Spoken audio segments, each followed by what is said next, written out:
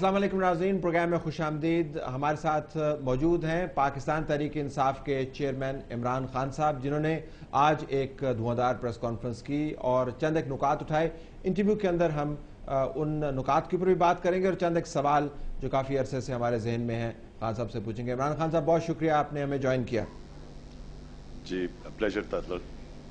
इमरान, असद उमर ने आपको आज ज्वाइन कर लिया और आज आपने कहा कि इस ज्वाइनिंग के साथ ही एक और इंडिकेशन दिया है कि पाकिस्तान में बड़ी तब्दीली आ जाएगी। जो हैप्पी के एंग्रो से उन्होंने रिटायरमेंट ली और अब आपके साथ हैं असद उमर।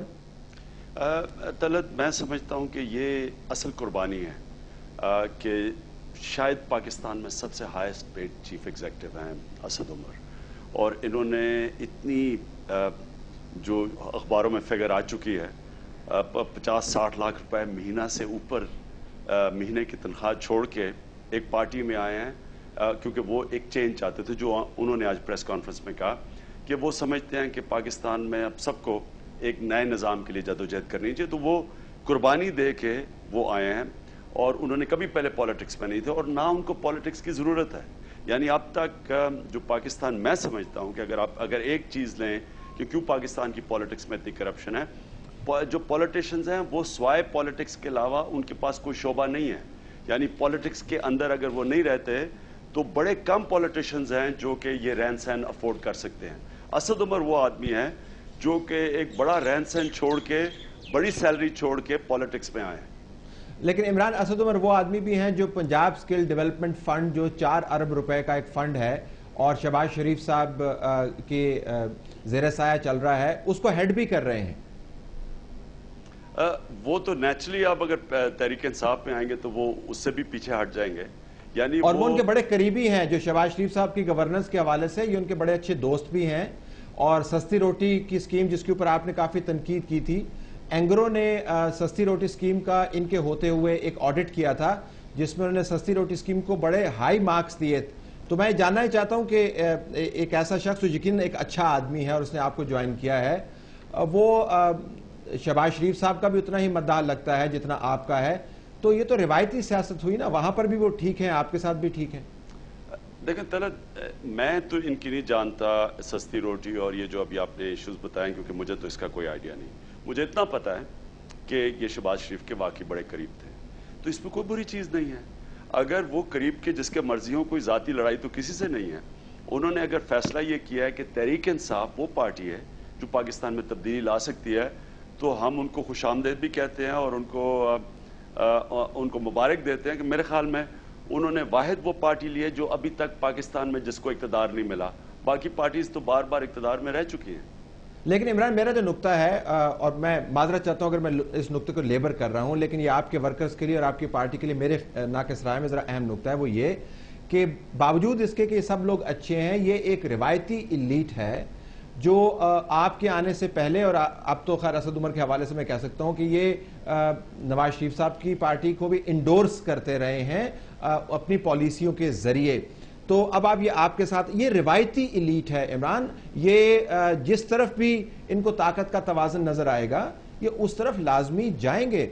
और इन्वेस्टमेंट कॉन्फ्रेंस जो लंदन में हुई थी, असद उमर साहब जिनसे मेरे अच्छी जान पहचान है, इज अ गुड गाय, लेकिन रिवायती इलीट है, ये पावर इलीट है, ये मनी इलीट है, और अब ये आपके साथ है। ये नई सियासत की नवीद नहीं है। ये तलत, दो चीज़ें मैं कहूँगा। एक तो कि असद उमर एक पॉलिटिशियन नहीं रहे। देखिए ना, आप पॉलिटिशियंस के ऊपर ये कह सकते हैं कि ये पहले आप उस पार्टी में थे, अब आप इस पार्टी में आ गए, लेकिन एक वो आदमी जो कि नॉन पॉलिटिकल है। और इन्होंने, आपको पता नहीं इस चीज़ का, आपको पता होगा कि पाकिस्तान बिजनेस काउंसिल जो मेरे ख्याल में 70% पाकिस्तान की जो बिजनेस कम्युनिटी है उसको रिप्रेजेंट करती थी, अब जो बिग मनी को रिप्रेजेंट करती थी, ये उसके भी प्रेसिडेंट थे। ये वो आदमी है जिन्होंने सारी पॉलिटिकल पार्टीज को प्रेजेंटेशन की। इन्होंने एक प्लान बनाया हुआ था पाकिस्तान बिजनेस काउंसिल ने कि पाकिस्तान के एनर्जी क्राइसिस, इकोनॉमिक क्राइसिस से कैसे निकल सकते हैं। इन्होंने एक छोटा सा एक मैनिफेस्टो बनाया था। ये सारे पॉलिटिकल हेड्स को इन्होंने प्रेजेंटेशन दी, जिसमें जी बिल्कुल, मैंने वो कॉन्फ्रेंस देखी भी, जो इन्होंने सिफारिशात मुरतब की वो भी हमने देखी। इमरान, ये जो मनी इलीट है पाकिस्तान की, इसने पिछले कई दहाइयों में पैसा ऐसे ही नहीं बना लिया। ये खरबपति से آگے ایسے ہی نہیں نکل گئے. یہ اس نظام کے بینیفیشریز ہیں. یہ آپ کہتے ہیں نا پولیٹکس میں نہیں ہے, میں ان کے حوالے سے بات نہیں کر رہا ہوں, میں منی ایلیٹ کی بات کر رہا ہوں. یہ سب سے بڑے بیک اینڈ پولیٹیشنز ہیں. آپ کا کیا خیال ہے کہ پاکستان بزنس کاؤنسل جو ہے وہ پولیٹیکل رول پلے نہیں کرتی ہے؟ کیا پولیٹیکل پارٹیز کو سپورٹ نہیں کرتی ہے؟ کیا وہ ایجنڈا پیڈل نہیں کرتی ہے؟ یہ تو بہت بڑا پولیٹیکل لابی ہے. یہ دیکھیں طلعت, جو مجھے جوائن کر رہے ہیں وہ کلیئرلی میرے ایجنڈا پہ کر رہے ہیں. اب میں آپ کو ایک اور مثال, شوکت خانم میں جب میں پیسے اکٹھے کر رہا تھا, پیسے والے لوگوں سے بھی پیسے اکٹھے کیے, عام لوگوں نے بھی دیے, لیکن بڑے بڑے بزنسز نے بھی پیسے دیے. لیکن وہ جو ہاسپٹل بنا ہے وہ پاکستان کا سب سے بڑا خیراتی ادارہ ہے. اس میں مجھے بار بار لوگوں نے کہا جی آپ یہ پیسے والے لوگوں سے اکٹھا کر رہے ہیں تو آپ تو کہہ رہے ہیں غریبوں کا مفت علاج ہوگا. آج شوکت خانم میں 70% فری ٹریٹمنٹ ہے, اور واحد ہاسپٹل ہے جدھر امیر غریب میں فرق نہیں کیا جاتا. یعنی ایک بیڈ پہ غریب ہوگا, ایک امیر ہوگا, علاج ایک ہی ہوگا. یہ اگر پیسہ تو کدھر سے بھی آ سکتا ہے, اسی طرح میں اس کو ادھر لے آتا ہوں.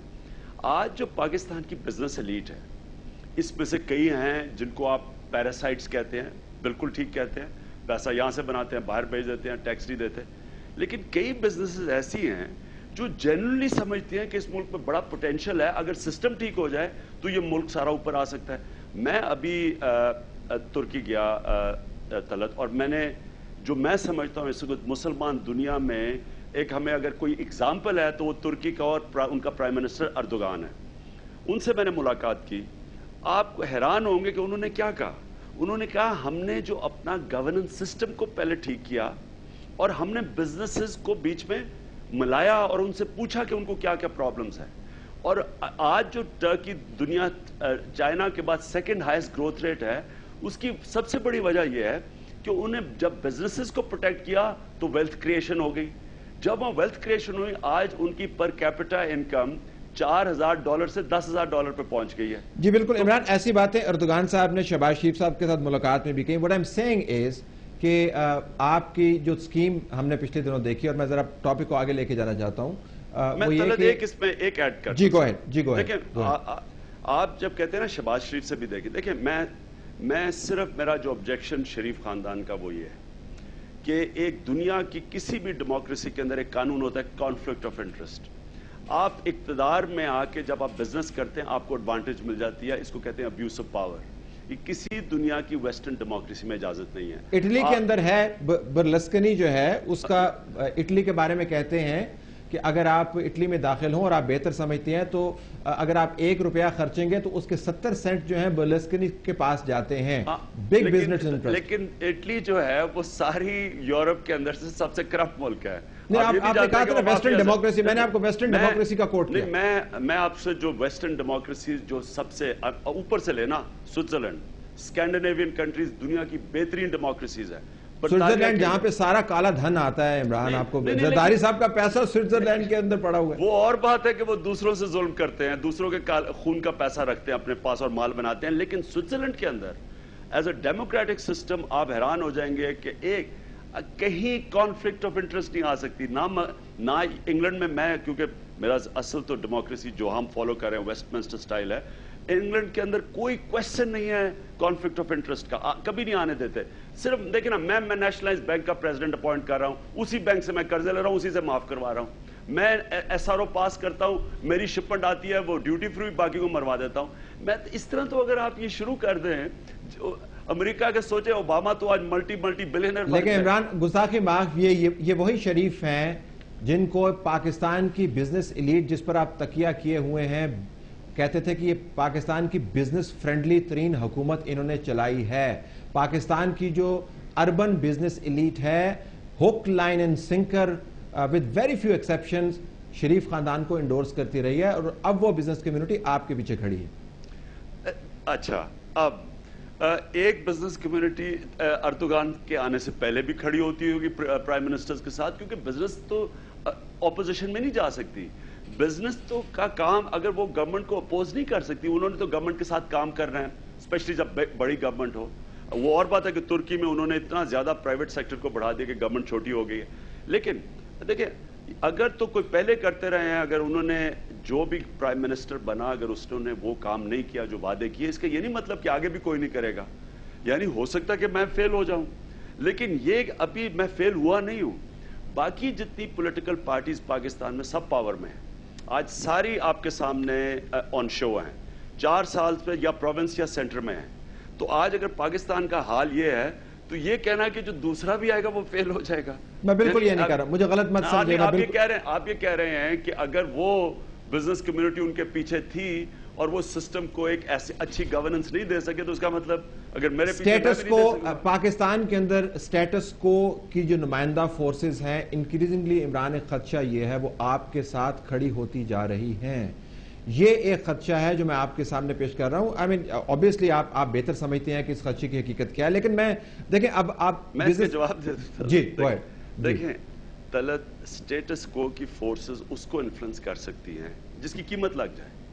اگر تو میں خود مال بنانا چاہوں اور میں خود جا کے اپنی بزنس امپائر بنانا چاہوں, اگر یہی میری کاسٹ ہے کہ میں پرائم منسٹر بن کے میں نے اپنی ذات کو فائدہ پہنچانا ہے, تو میں کسی اور کو نہیں روک سکوں گا جو اپنی ذات کو ملک کے عوام کے ایکسپنس پہ فائدہ اٹھانا چاہے. عمران نظام ہائی جیک کر لیتی ہیں, آپ کی ذات کی بات نہیں ہے, بالکل آپ کی ذات کے اوپر میرے خیال میں کسی ذی شعور طلعت ہائی جیک ان کو کرتی ہیں نظام کو, آپ کو نہیں ذاتی. عمران آپ کو ذاتی طور پر نہیں, نظام کو ہائی جیک کر لیتے ہیں. یہ بڑی پاورفل فورسز ہیں جن کے گھیرے میں آپ اس وقت ہیں. آپ کا گھیراؤ نہیں ہوا لیکن آپ کے ارد گرد سٹیٹس کو کی فورسز موجود ہیں. And I am just wondering کہ ہر روز جب سٹیٹس کو کی فورسز کا ایک نمائندہ آپ کے پاس آتا ہے, آپ ایک پبلک کے ساتھ ایک اور کمٹمنٹ کر لیتے ہیں کہ ریولوشن آنے والا ہے.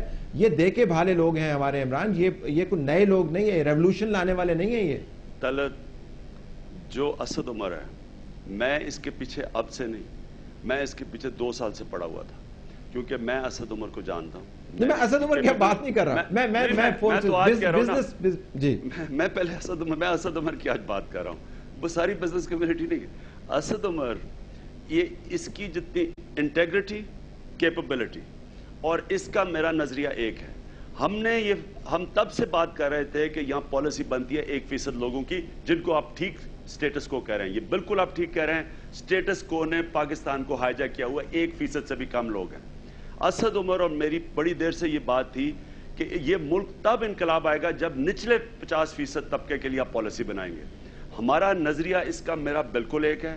آپ یہ سوچ لیں, مجھے بتائیں طلعت, کتنے لوگ ہیں جو 50-60 لاکھ روپے مہینے کی تنخواہ چھوڑ کے ایک پارٹی میں آ رہے ہیں جو بھی پتہ بھی نہیں اقتدار میں آئے گی. عمران یہ بڑے پیسے والے, دیکھیں اب یہ میں تو گیمبل ہے نا, نہیں گیمبل نہیں ہے. They have made their money, Imran, they have made their money, they are rolling in the money, they are billionaires. اور آپ کو پتہ ہے میں کیا بات کر رہا ہوں, ان کے لیے 60 لاکھ روپے is a dip in the small change. ایک سوال, اسد الداری سے زیادہ تو پیسہ نہیں ہوگا اس کے پاس, تو مجھے بتائیں یہ جو آپ کے اس وقت اقتدار میں بیٹھے ہیں, ان کے جتنا اسد عمر کے پاس تو نہیں پیسہ ہوگا جتنا ان کے پاس. اسد عمر کے اوپر فوکس نہیں, انفیئر ہو جائے گا اسد عمر کے اوپر فوکس. میں صرف بزنس کمیونٹی کی بات. اچھا let me take the, I just want to just say this کہ پیسہ جو پیسہ بنانے لگتا ہے نا, اس کی کوئی لمٹ ہے ہی نہیں, ان کا پیٹ بھرتا ہی نہیں ہے. ہم سارا وقت سوچتے ہیں کہ اب کافی پیسہ بنا دیا, لیکن وہ کافی نہیں ہے. پھر رشتہ دار بھی بناتے ہیں, پھر سب بناتے ہیں, ان کے ساری فیملیز پیسے مال بنا رہی ہیں.